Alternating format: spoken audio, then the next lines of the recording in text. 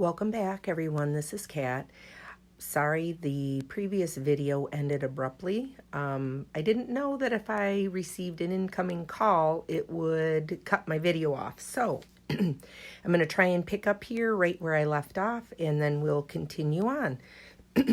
What I was saying was, as you're cutting your strip set down, if for some reason your ruler slides on you and you get a little miscut, don't worry. You just go ahead. You have enough left over at the end where if you need to cut one more strip set, you might actually be able to get two. I'm not sure.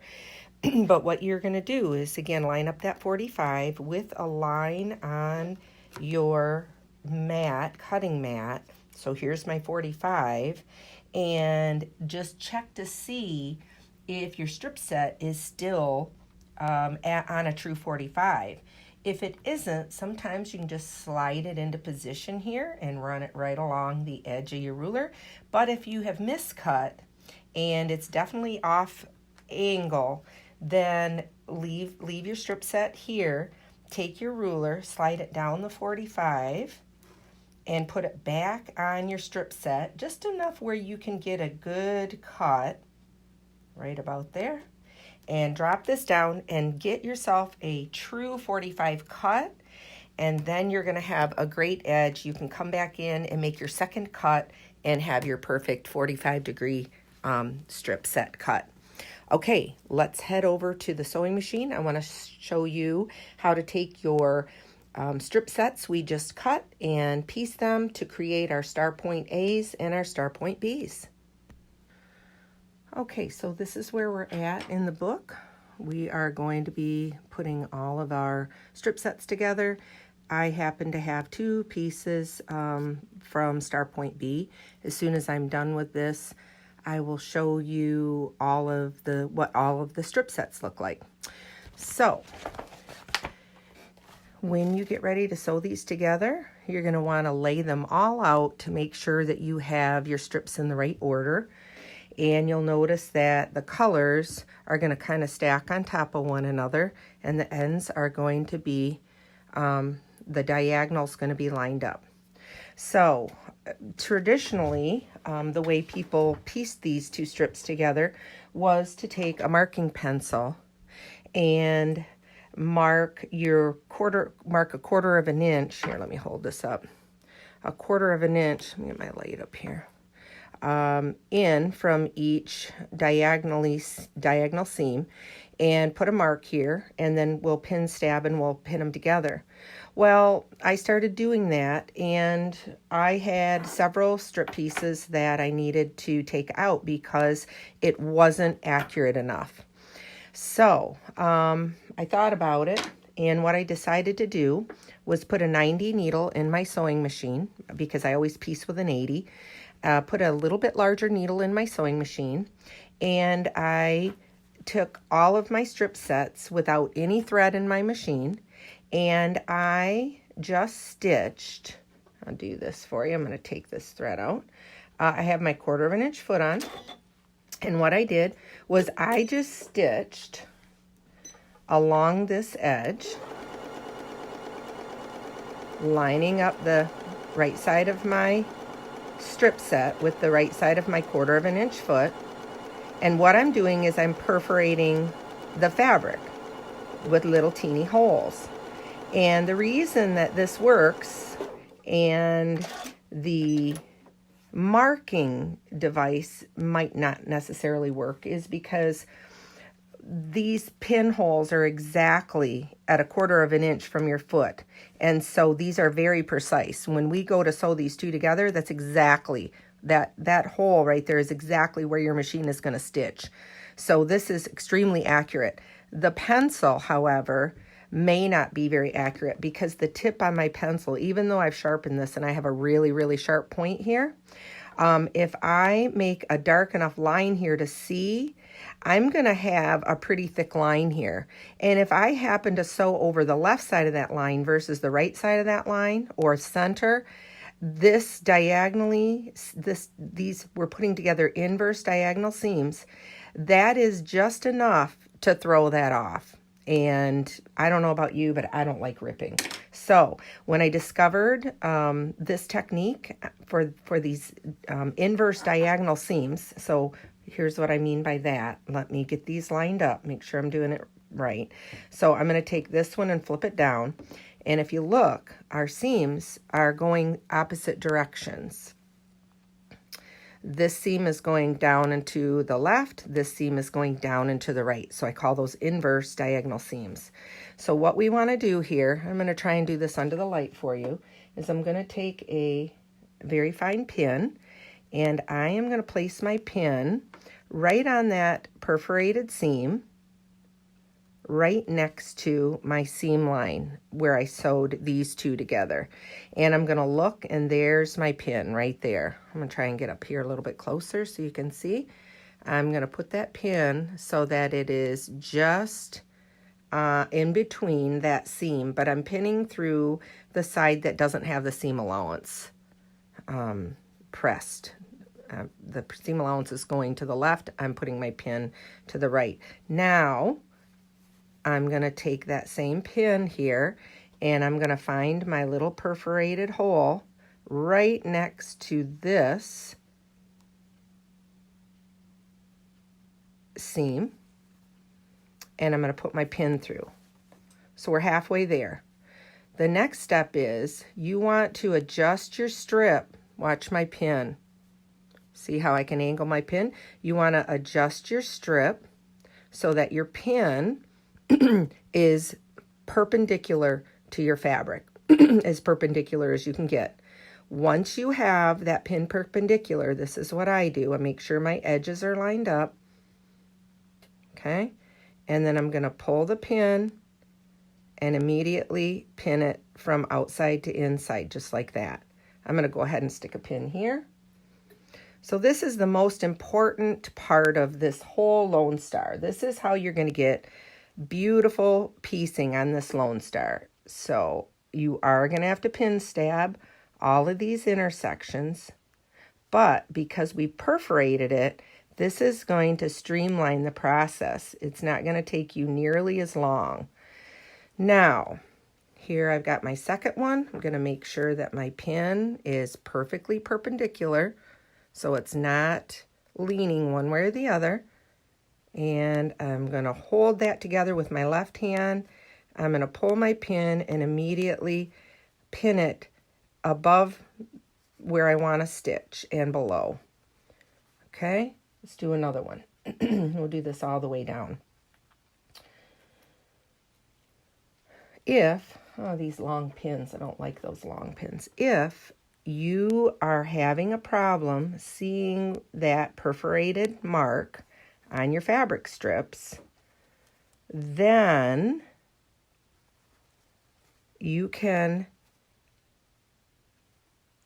add in your marking pencil. So if I was having a hard time seeing this perforated line right here, I can now, because I can see the little holes, I can just make a little mark, just a teeny mark right here. And I can also do that on the back. And I don't have to make a thick mark. I can just make a thin one. And that's just going to allow me to see how fast that is when you mark that, if you can't see it. And I'm going to pin stab there. Okay, here is my next one. Pull and repin. Now, I do have a 1/4 of an inch foot on my machine that does not have the flange. And it's real important that you use a 1/4 of an inch foot without a flange, or you can use your regular foot, but you're going to have to move your needle position to make sure your needle is stitching a 1/4 of an inch from the right side of your foot. So you can do it either way. But I am not going to use the foot with the flange because I don't want to hit my pins. And again, I'm using these super, super fine quilting pins. They're very, very thin. They're the thinnest pins out there. And I use these because I can stitch through them on my machine without hurting my machine. And notice we're going to have a little bit of easing to do right here in this middle section. See this? We're dealing with a bias edge here. And so you may have a little easing to do. So as you're stitching from pin to pin, you'll just have to do a little bit of easing in this section to bring those two edges together. So let's go ahead and stitch this. And I'm going to put my thread back in here. Let's see if it'll go in with my needle in the... Yeah, it did. Okay. Sometimes it doesn't want to go in there if your needle's not in home position, but my Elna is my my workhorse. Okay, here we go. Let's see how we do. So we're going to go ahead and sew right over these pins. We're going to go slow. And we want to sew really accurate. And whoops, let me switch that up. I want to just make sure that pin is in the right position. And I'm getting low on bobbin thread. Okay. Just notice how I'm just going to ease a little bit. I just took my finger and kind of held it on the top so that those two edges met. And I can kind of see the lines, the little perforated lines that I made previously, and I'm going right over them. Okay. Now, this is what it should look like at the beginning and at the end. You should have your 1/4 of an inch seam line starting and stopping in the notch, in the little V right here, where your two tips are, where this tip is hanging off. So we have our stitching line starting here in our V, and we're ending in our V. So now, the moment of truth, let's take these pins out and see how we're looking here. Let's check see how we lined up. That looks good. That's perfect. That one's perfect. I don't know if you can see that. So what I'm looking at is a continuation of this diagonal line. We don't want any breaks. We don't want the line to start over here and then jump down over here. We want it to be continuous all the way across. That one's beautiful. That one looks great. And that one looks great. Wow.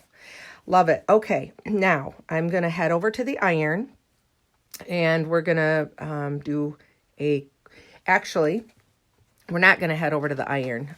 This is one of the things that I discovered, that as you're putting these star units together, we're going to have it all laid out. And what I did was I picked up my strip sets 2 at a time. So I picked these 2 up and sewed that center seam. I picked these 2 up and sewed the center seam, and the last 2 and sewed the center seam. I did not press these yet, because if you press, you're going to close all those little holes that you made with your 90 needle. And you don't want to do that, because we now need those little holes to sew this pair to this pair, and I've already sewn these 2 pairs together. So let's go ahead and sew this one to the remainder of my strip set. And then I will meet you over at the iron, and I'll show you how I iron these to keep them nice and flat without distorting. I'll meet you right over there. Okay, here we are at the pressing mat. This is what your unit should look like after you get it all put together. This is star point B, I believe. And it's going to be all puffy because we haven't done any pressing yet. So to keep this nice and uniform and flat, this is how I press these units. So I am going to start at one end, and I am going to press this flat just like I sewed it in the machine. And then, actually, we're going to go around this way. Sorry about that. So we're going to press it this way flat, set that seam, and again, I'm going to come in and I'm going to flip this over and press straight down. I'll do a little finger press all the way down here and press it flat. Now, When you get to this point, if you notice, and it's on this very last seam here, that some of these look like they're off just a teeny bit, they're not. It's because our seam allowance is rolled to one side and it's flipping, it's has extra fabric flipping over. So we're going to come back and we're going to press that seam open, and when we do, those are going to line up perfect. So don't panic at this point. So here's that seam that we just pressed to the side, and I'm going to do all of these first before I press them flat. So I'm going to come into my second seam, and I'm going to tip this one over, and I'm going to do a finger press here. Make sure that seam allowance is going one direction, and again, I'm straight down, straight down. So we're starting to see this thing flatten out. So I'm going to tip this back. I'm going to do the third seam and tip it forward again. Do a little finger press all the way down. Make sure you're not stretching anything. These are all bias edges. Okay, next one. Slide this up. Press it just like you sewed it. Bring it back up. Little finger press. You can kind of just lay that down there. And last one. And I like to flip this one around. We'll do this one the opposite. Notice I'm not sliding my iron. Last one. There. Now, I have it all pressed, but all my seam allowances are going to one side, and I don't want that. So now we're going to come back, and we're going to, I do a finger press again just to get it going, but I'm going to just open these up. Do enough so I can get the tip of the iron in here. And again, I'm not going to really slide it. I'm just going to use the tip to open it up. I just have then I will set it down. So I'm going to just use the tip here, get it open, then set down flat. There's my first seam that I've pressed open. So I'm going to come down here and do the rest of these, and then we'll turn it over and look at the front. Okay, so here is the back of that strip set B with all of our seams pressed open, and you can see that if you look at where all those intersections are, I've got perfect alignment because now they're pressed open and nothing's folded over to one side and distorting that seam line. So I've got my 2 strip set B's completed here, and my 2 strip set A's completed here. So in the next segment video, I will be showing you how to put these 4 units together with our 2 applique blocks and our setting triangles. So meet me back here for segment 3, and we'll put all this together. See you then.